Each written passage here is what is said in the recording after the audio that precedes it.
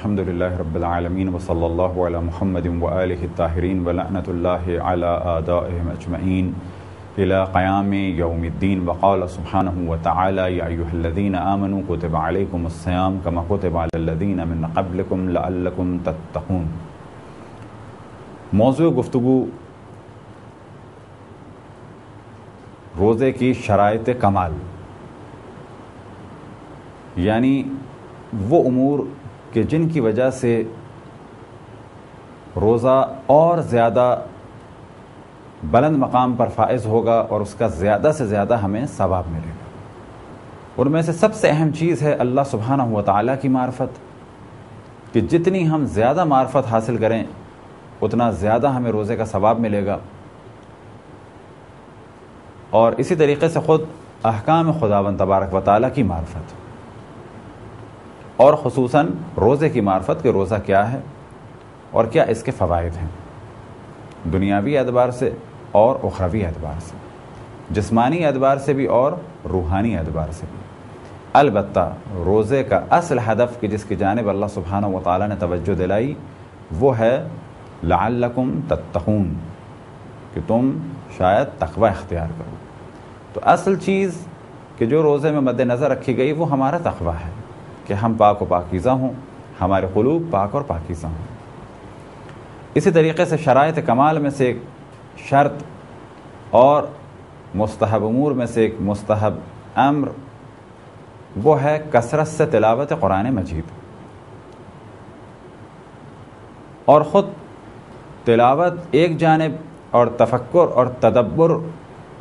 قرآن مجید کی آیات میں یہ ایک اہم ترین عبادت ہے۔ بعض دفعہ لوگوں کے ذہن میں سوال آتا ہے کہ آیا تلاوت قرآن مجید کا جب کہ ہم نہ سمجھ رہے ہوں کوئی ثواب ہے؟ تو جواب یہ ہے کہ اگر آپ نہیں سمجھتے تو بھی قرآن مجید فرقان حمید کی عربی میں تلاوت کا ثواب ہے، اسی طریقے سے دیکھنے کا ثواب ہے، اسی طریقے سے قرآن مجید کے حروف کو چھونے کا، البتہ شرائط کے بعد، یعنی اگر کسی نے وضو کیا ہوا ہے اور پاک اور پاکیزہ ہے تو قرآن مجید کو خود لمس کرنے کا، قرآن مجید کو چھونے کا، قرآن مجید کے حروف کو تبرکاً چھونے کا بلا شک ایک فائدہ ہے دنیا میں بھی اور آخرت میں بھی۔ اسی طریقے سے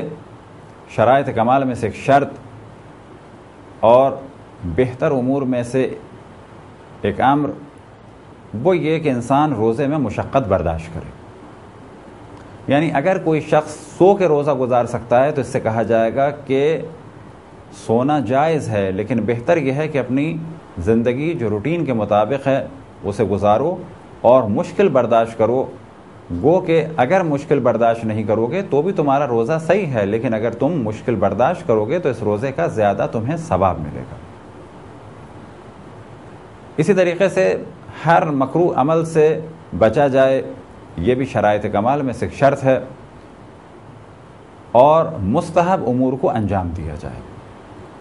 روزہ دار کے لیے مستحب امور میں سے ایک امر کہ پورے دن جتنا ہو سکے اچھے سے اچھے کام کرے، اور بلا شک جتنا بھی ممکن ہے حرام کاموں سے اپنے آپ کو بچائے۔ البتہ حرام کام سے بچانا فقط روزہ دار کے لیے واجب نہیں ہے، بلکہ ہر شخص کے لیے واجب ہے کہ اپنے آپ کو حرام سے بچائے اور اگلے مرحلے میں مکروہات سے بچائے، چاہے وہ حرام کسی بھی اعتبار سے ہو، گھریلو اعتبار سے ہو یا معاشرتی اعتبار سے ہو یا سیاسی اعتبار سے ہو۔ کمال یہ ہے کہ روزہ دار کا کہ وہ ہر حرام چیز سے اپنے آپ کو ہر عالم میں بچائے، اور اسی طریقے سے ہر مکروہ سے اور مشکوک سے بھی اپنے آپ کو بچائے۔ مستحب امور میں سے ایک امر ہے اپنے آپ کو خوشبو سے معطر کرنا۔ ایک روایت وسائل الشیعہ میں نقل ہوئی امام جعفر صادق علیہ السلام کے بارے میں، اذا صام طیب بالطیب، کہ جب امام جعفر صادق علیہ السلام روزہ رکھتے تھے تو اپنے آپ کو خوشبو سے معطر فرماتے تھے، اور پھر یہ فرماتے تھے وَيَقُولُ، یعنی پھر یہ فرماتے تھے کہ الطیب تحفۃ الصائم، کہ خوشبو روزہ دار کے لیے تحفہ ہے۔ بس ہر مومن کے لیے بہتر ہے کہ زندگی کے ہر مرحلے میں اپنے آپ کو بدبو سے محفوظ رکھے، اور اگلے مرحلے میں یہ کہ اپنے آپ کو خوشبو سے معطر کرے جو بھی اس کے لیے ممکن ہے، سستی ہو یا مہنگی ہو. یہ خوشبو صابن کے ذریعے سے ہو یا ایک قدیم طریقے سے جو خوشبو حاصل کی جاتی ہے یعنی عطر کے ذریعے سے ہو، یا جدید پرفیوم کے ذریعے سے ہو، الکوہلک ہو یا نان الکوہلک ہو. اس جانب توجہ رہے کہ جو الکوہل پرفیوم میں استعمال ہوتا ہے وہ الکوہل صنعتی ہے، یعنی انڈسٹریل الکوہل، ایتھائل اور میتھائل. یہ دونوں کے دونوں پاک ہیں، چاہے پرفیوم میں استعمال ہوں، چاہے کسی کلر میں استعمال ہوں یا کسی پالش میں استعمال ہوں. گو کے الکوہل کے ایک معنی شراب کے بھی ہیں، لیکن پرفیوم میں جو الکوہل استعمال ہوتا ہے وہ بیئر یا وائن یا کوئی اور چیز استعمال نہیں ہوتی، بلکہ وہ انڈسٹریل الکوہل استعمال ہوتا ہے جس کی تمام اقسام پاک ہیں. مستحب امور میں سے ایک امر روزے دار کے لیے خصوصاً روزے میں اور ہر مومن کے لیے ہر عالم میں وہ یہ کہ اپنی قضا نمازوں کو ادا کرے. وجہ کیا ہے؟ وجہ یہ ہے کہ روزے دار کے لیے مستحب ہے کہ نوافل کو ادا کرے، لیکن اگر کسی کی قضا نمازیں اس پر ہیں تو بہتر یہ ہے کہ یہ اپنی قضا نمازوں کو ادا کرے. ماہ رمضان کی کچھ نوافل ہیں، اس کی جانب بھی توجہ دلائیں. گو کہ اس کا تعلق روزے دار سے نہیں ہے کیونکہ وہ رات کی نمازیں ہیں اور اس وقت روزہ مکمل ہو چکا ہوتا ہے، لیکن عموماً اس کا ذکر کیا جاتا ہے کیونکہ یہ ماہ رمضان کے مستحبات میں سے ہیں.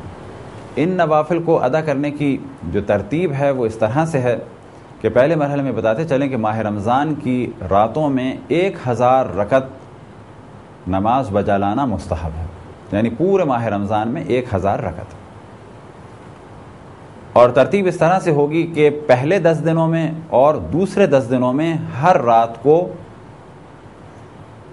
20 رکعت نمازیں پڑھنی ہیں. 8 رکعت مغرب اور عشاء کے درمیان میں. گو کہ یہ کام بعض دفعہ مشکل ہوتا ہے تو یہ رات کو بھی اکٹھی پڑھی جا سکتی ہیں. بس ہر رات ماہ رمضان میں یعنی شروع کی 10 راتوں میں اور پھر شروع کی یا بالفاظ دیگر 20 راتوں میں ہر رات 20 رکعت نماز پڑھنی ہے، اور یہ کل ہو جائیں گی 400، یعنی 10 دنوں کی 200 اور اگلے دنوں کی 200. پھر آخر کے 10 راتوں میں 30 رکعت نماز پڑھنی ہے، یہ ہو جائیں گی 300، 400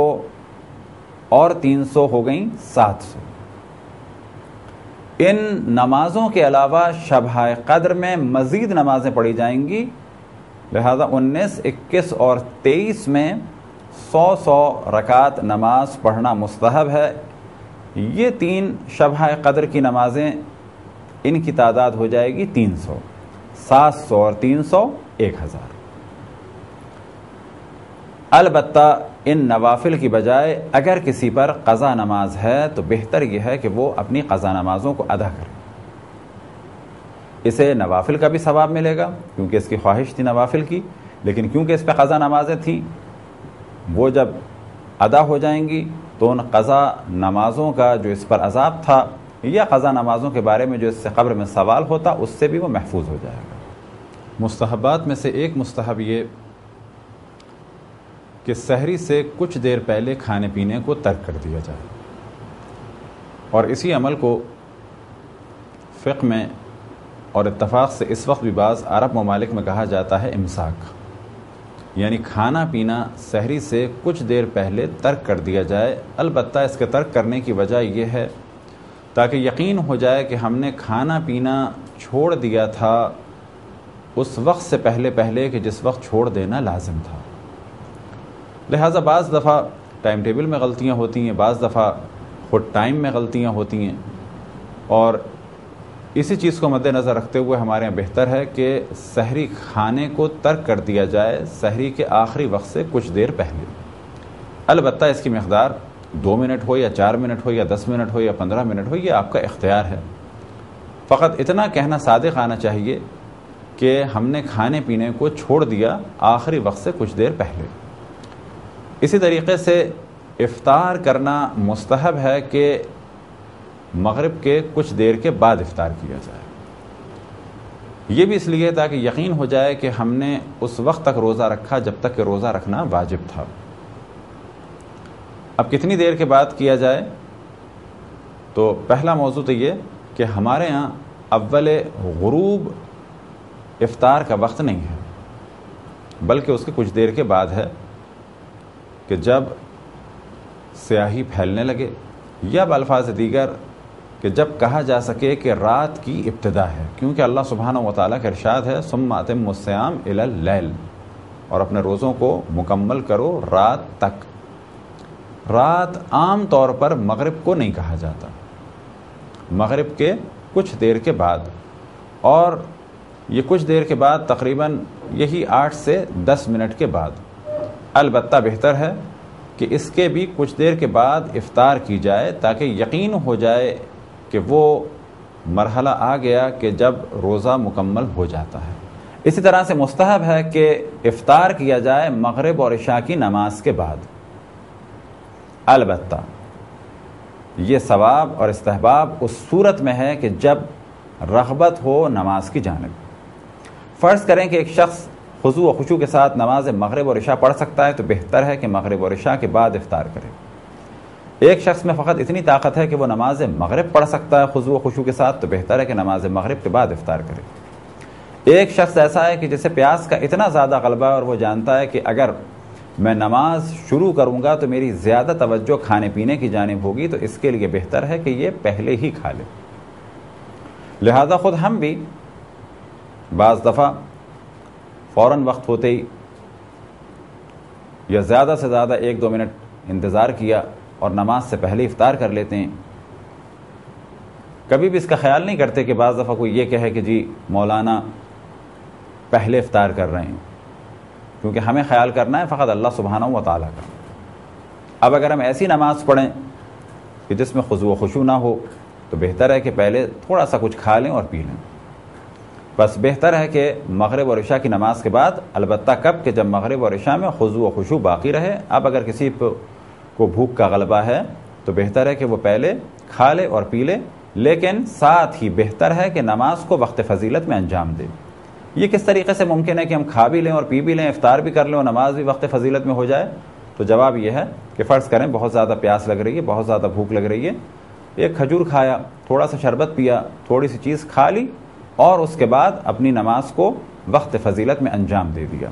تو یہاں پر افطار بھی ہو گیا اور نماز بھی وقت فضیلت میں مل گئی۔ کیونکہ افطار کے قطعاً یہ معنی نہیں ہے کہ دسترخوان پہ ہم بیٹھیں تو کم سے کم آدھا یا پونا گھنٹہ بیٹھیں تو افطار ہوگا، بلکہ افطار ہم نے کر لیا، نماز پڑھ لی، نماز پڑھ کے دوبارہ واپس آ گئے۔ اسی طرح سے اس جانب بھی توجہ رہے کہ اگر کوئی انتظار کر رہا ہے کھانے کا یعنی افطار کا، تو بہتر یہ ہے کہ ہم اس کے ساتھ افطار کریں، نماز بعد میں پڑھیں۔ بعض جگہ دیکھنے میں آیا ہے کہ مہمان بیٹھے ہوتے ہیں اور میزبان نماز پڑھنے چلے جاتے ہیں، یہ عمل مناسب نہیں ہے۔ اب ممکن ہے کوئی کہے کہ نہیں اچھا ہے کہ نماز پہلے پڑھی جائے، تو کہا جائے گا آیا اللہ سبحانہ و تعالیٰ نے واجب قرار دیا ہے کہ نماز پہلے پڑھی جائے؟ کہا جائے گا بالکل نہیں۔ آیا روزہ مغرب کے بعد مکمل ہو گیا یا نہیں ہو گیا؟ بالکل مکمل ہو گیا۔ بس جب مکمل ہو گیا تو کیا واجب ہے فوراً نماز پڑھی جائے؟ نہیں، واجب نہیں ہے، بہتر ہے۔ بس اگر بہتر ہے، اللہ سبحانہ و تعالیٰ نے واجب قرار نہیں دی، تو ہم کون ہوتے ہیں کہ اپنے مہمان یا کسی پر یہ واجب قرار دیں کہ پہلے نماز پڑھوں؟ لہذا بعض جگہ افطار میں ہم اس جانب توجہ دلاتے ہیں کہ آپ ایک جانب مختصر سی کھانے پینے کی چیزیں بھی رکھ دیں، شربت بھی رکھ دیں، نماز کا بھی اعلان کر دیں بے شک، تاکہ جب تک اذان اور اقامت ہو اس دوران اگر کسی کو پیاس کا غلبہ ہے تو وہ کچھ پی لے، اگر وہ کچھ کھانا چاہ رہا ہے تھوڑا سا کھا لے، جب تک قد قامت الصلاۃ کی ندا بلند ہوگی اس وقت تک اس کی پیاس بجھ چکی ہوگی۔ اب ایک جانب اس کا روزہ بھی مکمل ہو گیا، اس نے افطار بھی کر لیا اور اب نماز باجماعت پڑھ لے گا۔ یہ کس نے کہا کہ اگر ہم نماز باجماعت رکھیں تو سب کو بھوکا ہی رکھیں؟ بس اس جانب پھر توجہ دلائیں کہ نماز پڑھنا بہتر ہے، البتہ کب کہ جب نماز میں خضوع و خشوع ہو۔ ایک بہت غلط عمل کہ جس کی جانب ہم عام طور پہ ماہ رمضان میں توجہ دلاتے ہیں وہ یہ کہ عام طور پر آفیسز میں لوگ اگر 1 بجے نماز کا وقت ہے تو 12:30 بجے کام بند کر دیتے ہیں۔ سوال یہ کیا جائے کہ گھر میں بھی اسی طرح سے آدھا گھنٹے اور پونا گھنٹہ پہلے یہ وضو کے لیے تیاری شروع کرتے ہیں، تو جواب ملے گا نہیں، گھر میں تو ایسا نہیں کرتے، بس آفسوں میں کیوں کرتے ہیں لوگ آدھا پونا گھنٹہ ضائع وضو کے لیے؟ یہ کام قطعاً مناسب نہیں ایک مسلمان کے لیے اور خصوصاً روزہ دار کے لیے۔ اسی طریقے سے نماز اول وقت کی مستحب ہے، بہترین اعمال میں سے ایک عمل یہ ہے کہ نماز کو اول وقت میں انجام دینا، لیکن اس کے لیے کہ جس کی نماز کی وجہ سے کسی کی زندگی ڈسٹرب نہ ہو رہی ہو۔ اب اگر کسی علاقے میں ہم جہاں رہتے ہیں ورکنگ آورز جو ہیں وہ 2 بجے تک ہیں، بل جمع کرانے کا ٹائم 2 بجے تک ہے، یا یہ کہ بل جمع کرانے کا ٹائم یا پبلک ڈیلنگ 1 بجے تک ہے، تو کسی بھی صورت 1 بجے سے پہلے اس کھڑکی کو ترک کرنا قطعاً مناسب نہیں، یہ کام چوری بھی ہے اور لوگوں کے حق کو ضائع کرنا بھی ہے۔ ہم اے سی میں بیٹھے ہیں، لوگ باہر 40 ٹیمپریچر میں 45 ٹیمپریچر میں باہر کھڑے ہیں، ہم 1 بجے کے بجائے 12:30 بجے کھڑکی بند کر دیں، لوگوں سے بل لینا بند کر دیں اس نام سے کہ ہم نمازی ہیں اور ہم روزہ دار ہیں، ہم جماعت سے نماز پڑھیں گے، بس یہ لوگ جو باہر کھڑے ہیں یہ کون ہیں؟ کیا ان کا روزہ نہیں ہے؟ کیا ان کو نماز کی فکر نہیں ہے؟ آپ کام کریں پورے 1 بجے تک۔ ممکن ہے کوئی کہے کہ جماعت نکل جائے گی، کیا جماعت سے نماز پڑھنا واجب ہے؟ بالکل واجب نہیں ہے، بہتر ہے، لیکن ہم یہ دیکھ رہے ہیں کہ اگر ہم جماعت سے نماز پڑھیں گے تو یہ 40-50 لوگ کھڑے ہیں، یہ معطل ہو جائیں گے، یہ عورتیں کھڑی ہیں روزے کے عالم میں، ان کی مشکل ہو جائے گی۔ بس کیا کیا جائے؟ بہتر ہے کہ پہلے آپ ان کا کام کریں۔ ظہر کا ٹائم مغرب تک ابھی باقی ہے، اللہ سبحانہ و تعالیٰ نے یہ نہیں کہا کہ فوراً ہی ظہر پڑھی جائے۔ اب اگر کوئی اہل سنت حضرات میں سے تھے ان کے یہاں بھی ظہر 1 گھنٹے میں نہیں قضا ہوتی، عصر تک ابھی 2 گھنٹے باقی ہیں، 3 گھنٹے باقی ہیں۔ کس نے کہا کہ آپ فوراً ہی جماعت کے لیے کھڑے ہو جائیں اور کئی 100 افراد بل میں لائن میں لگے ہوں بل جمع کرانے کے لیے؟ تو یہ ایک قطعاً اسلامی ماحول نہیں ہے، جس کو لوگ سمجھتے ہیں کہ یہ اسلامی ماحول ہے، یہ اسلامی ماحول نہیں ہے۔ اسلامی ماحول یہ ہے کہ اگر آپ کا ٹائم 2 بجے تک ہے، آپ 2 بجے تک کام کریں پھر نماز پڑھیں۔ اب ایسے افراد آفس میں کہ جن کی نماز کی وجہ سے کسی کو پرابلم نہیں ہوتا، وہ بے شک اول وقت میں پڑھیں اور ان کے لیے بلا شک بہت زیادہ ثواب کا سبب ہوگا۔ یہ مثال کے طور پہ فرض کریں کہ 2 افراد ہیں، دونوں کو کاغذات پہ سائن کرنا ہے، لیکن دونوں کے کاغذات اور سائن میں فرق ہے۔ ایک وہ آفیسر ہے کہ جس کو فقط فائل چیک کر کے سائن کرنا ہے، چاہے یہ ابھی کرے اور چاہے یہ رات کو کرے، یہ سائن کرے یا نہ کرے اور ابھی کرے یا بعد میں کرے،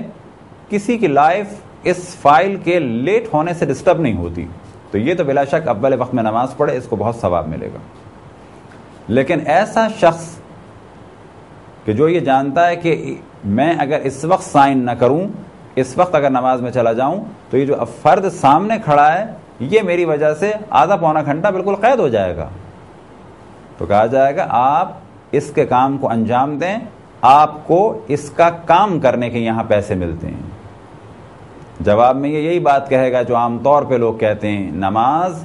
واجب ہے، کہا جائے گا نماز واجب ہے، فرض کریں اس 2 گھنٹے یا 3 گھنٹے میں، یہ 3 گھنٹے کا ٹائم ہے، کس نے آپ سے کہا کہ فوراً نماز پڑھیں آپ؟ پھر کہتے ہیں جواباً پھر کہتے ہیں کہ جی جماعت کا بہت ثواب ہے، کس نے آپ سے کہا کہ جماعت میں نماز پڑھیں جبکہ لوگوں کا حق پامال ہو رہا ہے؟ بس نماز اول وقت کی بہترین عبادت، بے شرط یہ کہ کسی کا حق ضائع نہ ہو۔